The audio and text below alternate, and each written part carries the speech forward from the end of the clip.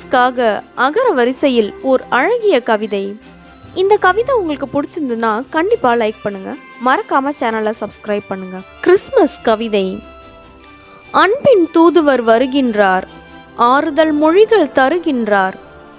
இயேசு கிறிஸ்து வருகின்றார், ஈகை திறனை வளர்க்கின்றார். உபதேசங்கள் உரைக்கின்றார், ஊர்கள் அனைத்தும் அழிக்கின்றார். எங்கும் அமைதி நிறைக்கின்றார், ஏற்ற பாதையில் அழைக்கின்றார். அயப்பாடு களைகின்றார், ஒருங்கு நம்மை இணைக்கின்றார்.